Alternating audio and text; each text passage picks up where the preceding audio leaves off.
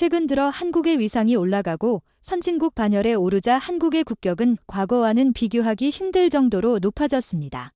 당장 우리나라 사람들은 해외여행을 나가봐도 과거와는 몰라보게 달라진 한국인들에 대한 대우를 느껴볼 수 있을 정도인데요. 영국의 대표적인 국제공항인 히드로 공항에서는 곳곳에 한국말로 안내를 하며 한국 여권을 소지하고 있는 사람들은 다른 여권과는 달리 매우 빠른 라인을 따로 배정해 시간 절약을 할 수 있도록 빠른 입국 심사 서비스를 제공하기도 합니다. 하지만 의외로 우리나라 사람들조차 잘 모르고 많은 외국인들이 놀라는 한국의 국격을 느껴볼 수 있는 또 다른 신분증이 있다고 하는데요. 그것은 바로 한국의 운전면허증입니다. 유럽 사람들에게 있어 자동차로 유럽의 다양한 국가들을 오고 갈 수 있게 해주는 유럽연합이 인증을 받은 운전면허증은 독일이나 이탈리아, 프랑스 등 선진국가 사이에서는 매우 따기 어려울 정도로 난이도가 있고 실제로 이런 유럽 사람들의 운전면허증은 유럽연합이라는 공동체로 인해 유럽 사람들은 유럽연합에 속해 있는 국가들을 여행하기 위해서 딱히 여권을 만들 필요 없이 운전면허증 같은 신분증만 있으면 우리나라 사람이 제주도를 여행하기 위해 따로 여권이 필요 없는 것처럼 유럽 여행을 하기 위한 비행기를 타는데 문제 없을 정도라고 하는데요. 한국에서 발급되는 국제면허증이 이제는 매우 높아진 국격의 영향을 받아 유럽의 대다수 국가에서도 사용 가능해졌고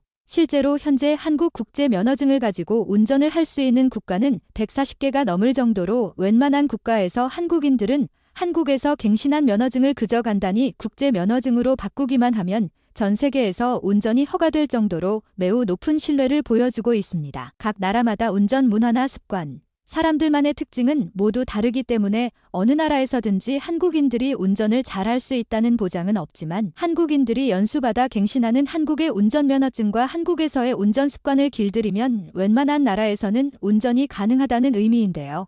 실제로 한국에 방문해 한국인들의 운전 습관과 운전하는 특징을 보고 적지 않은 외국인들이 놀란다고 하며 특히나 장시간 운전을 하는 한국인들의 엄청난 체력에 놀라는 경우가 많다고 합니다. 이런 내용과 관련되어 최근 해외의 대형 커뮤니티에 한국인들의 운전과 관련된 글이 올라와 화제가 되고 있어 지금 바로 글의 내용을 자세히 살펴보도록 하겠습니다. 이곳 독일의 수도인 베를린에서 운전면허증을 갱신하면 그 어느 나라에서도 아무 문제 없이 운전을 할 수 있을 정도로 수준 높은 교육과 굉장한 난이도의 운전면허 시험을 학습한다. 그만큼 운전이란 나를 위해서도 남을 위해서도 중요한 교육이기 때문이고 독일의 운전면허증은 전 유럽 국가에서 사용 가능할 정도로 인정받고 있다. 하지만 나는 영문으로 작성된 한국인 친구의 국제면허증이 독일보다 더 많은 국가로부터 인정받고 대다수의 국가에서 운전 허가를 받는 모습을 보고 내심 부러웠었다. 독일로 축구 유학을 온 내 한국인 친구와 나는 여름 방학을 맞이해 함께 한국에 가서 한국인 친구들과 축구 시합을 하며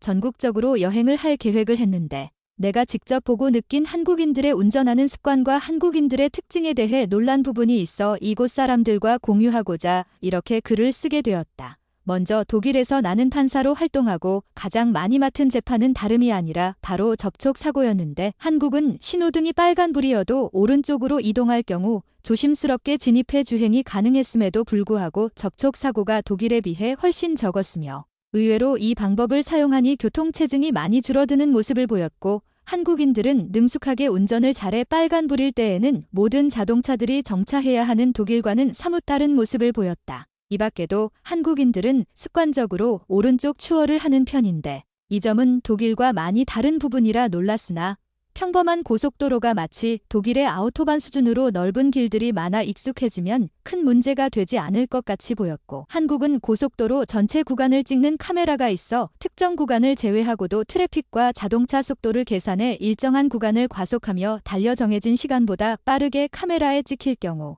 매우 정확하게 벌금이 날아와 미친 듯이 질주하는 사람들도 보기 드물다는 점 또한 한국 고속도로만의 특징인 것 같았다. 어느 정도 익숙해지면 한국에서 운전도 가능하겠다 싶었는데 내가 정말 문화적인 충격을 받은 장소는 다름이 아니라 한국의 휴게소였고 이곳에서 주차하는 한국인들의 특징과 한국 휴게소의 시스템에 내 두 눈을 의심했다. 그것은 바로 한국인들이 휴게소에서 보여준 주차 방법 때문이다. 한국의 대부분 휴게소는 사선 주차라는 주차 방식을 사용했는데 이 사선 주차는 많은 차량이 들어오고 나가는 휴게소 같은 곳에서 회전율에 중점을 둔 주차 방식으로 주차 각도를 틀어서 상황에 따라 30도, 45도, 60도, 교차 방식 등 다양한 방식으로 주차하는 일종의 주차 방법이며 평행 주차보다 빠르게 주차가 가능하고 사선으로 주차되어 있기에 핸들을 크게 돌리지 않아도 빠르고 쉽게 나갈 수 있어 초보자들을 배려하는 주차로도 알려져 있기 때문이다. 하지만 이런 사선 주차는 주차선이 넓을 경우에 매우 용이한 방법이지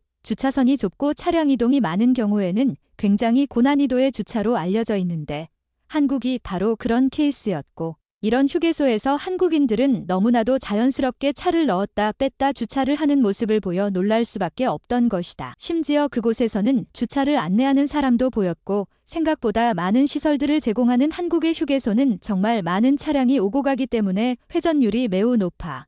나는 이런 한국의 휴게소에서 한국인들이 전반적으로 운전을 정말 잘한다는 것을 몸소 체감할 수 있었다. 마지막으로 내가 한국에서 본 한국인들이 즐겨 타는 자동차는 의외로 대부분 중형 세단 이상의 크기가 많았는데 작년에 다녀온 미국 뉴욕 못지않게 대형 세단도 많이 볼 수 있었고 최근에는 이곳 독일처럼 SUV 자동차 차량도 많아 상대적으로 작은 해치백 차량을 선호하는 독일이나 유럽 국가들에 비해 비교적 큰 차량을 한국인들이 운전한다는 점 또한 매우 인상적이었던 부분이었다. 누가 S클래스 수준의 대형 세단을 우아한 아주머니가 여유롭게 주차하고 내릴 줄 상상이나 했겠는가. 결과론적으로 나는 한국인 친구와 한국에서 축구 시합을 하며 친목을 다지고 한국 여행을 하며 한국인들의 운전면허증이 140개국 이상의 나라들로부터 운전을 허가받은 이유를 몸소 체감할 수 있었고 자동차를 향한 한국인들의 마음이 독일 사람들 못지않게 크다는 것 또한 느낄 수 있었다. 직접 가본 사람들은 내가 한 이야기에 틀린 부분이 있는지 알려주길 바란다.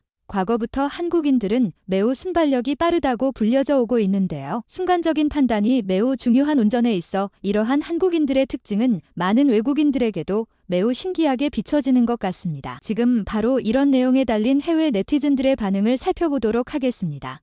나도 한국에 다녀온 적이 있어서 너의 말에 공감하는 게 한두 가지가 아니야. 여기에 하나만 더 이야기해보자면 한국인들은 운전도 잘하지만 체력이 정말 대단하다는 거다. 내 한국인 친구는 서울에서 부산까지 한 번도 쉬지 않고 이동한 적이 있는데 거리도 거리지만 소요시간이 5시간 가까이 되어도 지치지 않는 체력이 나는 정말 부럽더라. 빨리 부산을 보고 싶었던 의지는 알겠으나 한국은 휴게소 문화도 정말 재미있는 것들이 많아 꼭 들려보기를 추천해. 신기한 건 휴게소에서 파는 기름이 한국은 더 저렴하다는 거야. 이건 말도 안 된다. 유럽의 선진국들은 대부분 기름이 없으면 고속도로에 갇히게 되는 휴게소의 주유 비용을 훨씬 더 많이 받는데 한국은 휴게소에서 넣는 기름이 더 싸다고 하나의 운전면허증으로 140개국 이상에서 운전 허가를 해주는 나라가 있단 말이야. 내가 알기로는 미국의 운전면허증도 이 정도로 폭넓은 나라로부터 운전을 허가해주지 않는 걸로 알고 있다.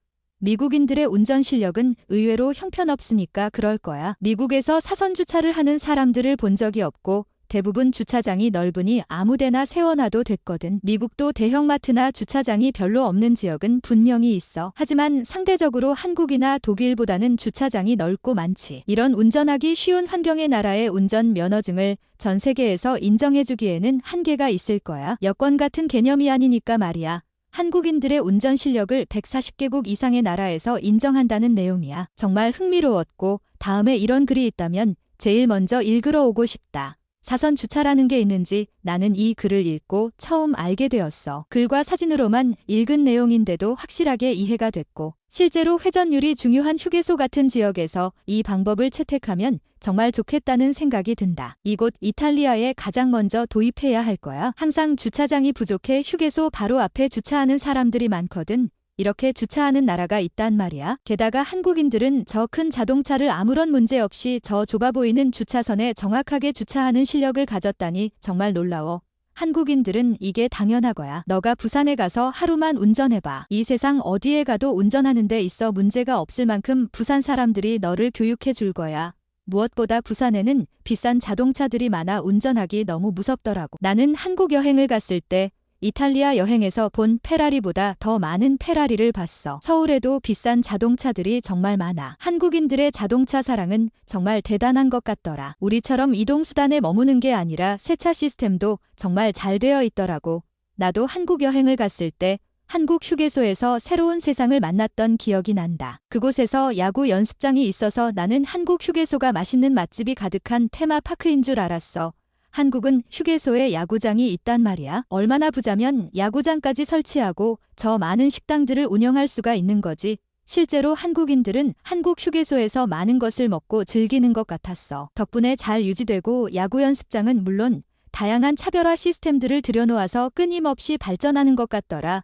휴게소도 서로 경쟁하며 발전하는 국가가 있다니 아마 한국이 유일할 것 같다고 생각된다. 하지만 이런 경쟁을 하기 때문에 서비스가 개선되고 고객들 입장에서 누릴 수 있는 시설들이 많아지는 거겠지. 한국에 가보면 독일의 흔한 택시인 벤츠가 한국 자동차인 것 마냥 많이 다녀서 놀랐던 적이 있어. 하지만 독일에서는 벤츠도 기본적인 옵션을 가지고 타는 사람들이 많은데 한국은 대부분 풀옵션으로 타는 모습에 놀랐던 적이 있다. 가격은 독일보다 더 많이 나가는데 옵션은 한국인들이 더 많이 넣는다니 아이러니하다. 근데 내가 몰고 있는 한국 자동차도 옵션만큼은 지지 않아. 오늘도 끝까지 시청해주셔서 감사드립니다.